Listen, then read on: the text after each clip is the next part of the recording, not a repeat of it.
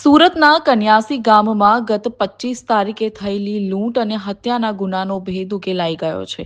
આ ગુનામાં સામેલ આરોપીઓએ જેલમાંથી જામીન પર બહાર આવ્યા બાદ હત્યા કરતા પોલીસની નજરમાં કિમ પોસ્ટે વિસ્તારમાં મોજે કન્યાસી ગામ નજીક શિવ ઇન્ડસ્ટ્રીઝ 2 ના ગેટ પાસે રોડ ઉપર ફરિયાદી તથા સાહેબ વિનોદ પિહાને 2 મોટરસાયકલ ઉપર આવેલ 3 અજાણ્યા ઈસમોએ ચપ્પુ બતાવી તથા વિનોદ પિહાનને પેટના ભાગે ચપ્પુ મારી બંને પાસેના મોબાઈલ ફોન લૂંટ કરી નાસી ગયેલ, જે બાબતે ફરિયાદ નોંધાતા ચપ્પુ મારેલ માણસને ગંભીર ઈજા પહોંચતા હોસ્પિટલ લઈ જવામાં આવ્યા, ત્યારે સારવાર દરમિયાન તેનું મોત નીપજ્યું હતું.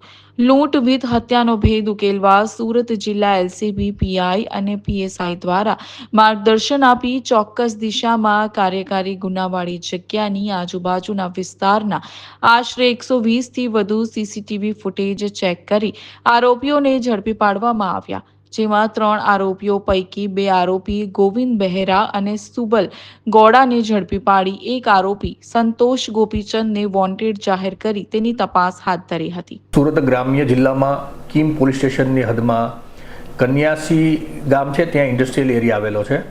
આ કન્યાસી ઇન્ડસ્ટ્રીયલ એરિયામાં ગઈ તારીખ 25/11/24 રાત્રિના સમયે લગભગ 8:30 વાગ્યાના અરસામાં 2 વ્યક્તિઓ પોતાના ફેક્ટરીમાંથી કામ કરીને પોતાના ઘર તરફ જઈ રહ્યા હતા.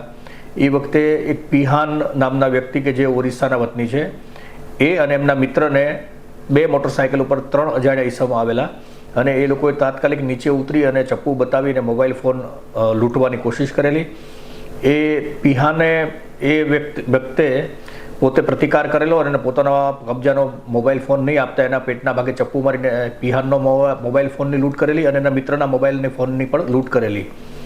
આ બનાવ બાબતે કીમ પોલીસ સ્ટેશનમાં લૂંટનો ગુનો દાખલ થયેલો અને ગંભીર જે ઈજા કરવામાં આવી હતી એ બાબતનો ગુનો કીમ પોલીસ સ્ટેશનમાં દાખલ કરવામાં આવેલો. આ બનાવ પછી 2 દિવસ બાદ જે પિહાન નામના વ્યક્તિ જેમને ચપ્પુ મારી અને લૂંટ કરવામાં આવી હતી તેનું અવસાન થયેલું અને લૂંટ વિથ મર્ડરની જે સેક્શન છે એ એડ કરવામાં આવેલી. આ બાબતે ગુનાની ગંભીરતાને ધ્યાનમાં લઈ પોલીસ અધિક્ષક શ્રી હિતેશ જોયસર સાહેબની સૂચનાથી એલસીબી, એસઓજી અને સ્થાનિક કીમ પોલીસ સ્ટેશન અને અન્ય પોલીસ સ્ટાફના માણસો આ ગુનાને શોધવા માટે ખૂબ ગંભીરતાથી પ્રયત્નો કરેલા. એલસીબીના પોલીસ ઇન્સ્પેક્ટર શ્રી ભટોળ અને પોલીસ સબ ઇન્સ્પેક્ટર શ્રી શકોરિયાએ રાત દિવસ મહેનત કરી ટેકનિકલ સર્વેલન્સ, મેન્યુઅલ સર્વેલન્સ, સીસીટીવીના એનાલિસિસ અને પોતાના ગુપ્ત બાતમીદારોને કામે લગાડી ઘણા બધા લોકોની પૂછપરછ કરી, ઘણા બધા સીસીટીવી કેમેરાઓને ખંગોળ્યા. આઈસીજીએસ અને ઈ ગુજકોપ જે પોર્ટલ છે એની અંદરથી ભૂતકાળમાં પકડાયેલા ગુનેગારોની માહિતી મેળવી અને ત્યાર પછી ઝીરોઈંગ કરતા આ ગુનામાં કુલ 3 ઈસમો 2 મોટરસાયકલ લઈને ગયેલા અને એમના નામ મળેલા. આ 3 ઈસમોના જે આરોપી છે એમના નામ છે ગોવિંદ ભજની બહેરા, જે 23 વર્ષની ઉંમરનો છે અને મૂળ ઓરિસ્સાનો વતની છે અને પીપોદરા ઇન્ડસ્ટ્રીયલ વિસ્તારમાં રહે છે. બીજો એક આરોપી છે સુબલ મુરલી ગૌડા, જે પણ ઓરિસ્સાના વતની છે અને પીપોદરા ઇન્ડસ્ટ્રીયલ વિસ્તારમાં રહે છે. આ 2 આરોપીઓ છે અને ત્રીજા એક આરોપી છે સંતોષ ગોપીચંદ જાતે પવાર, આ પણ પીપોદરામાં રહે છે. આ 3 ઈસમોએ આ લૂંટ વિથ મર્ડરનો ગુનો આચર્યા હોવાની હકીકત મળેલી. પોલીસની તપાસમાં આરોપીની પાછળ જતા એ વખતે ધ્યાનમાં આવ્યું કે આ ત્રણેય આરોપીઓ સુરત શહેરની અંદર સરથાણા અને ભેસ્તાન પોલીસ સ્ટેશનના મોટરસાયકલ ચોરીના ગુનામાં પકડાયેલા છે અને જેલમાં છે.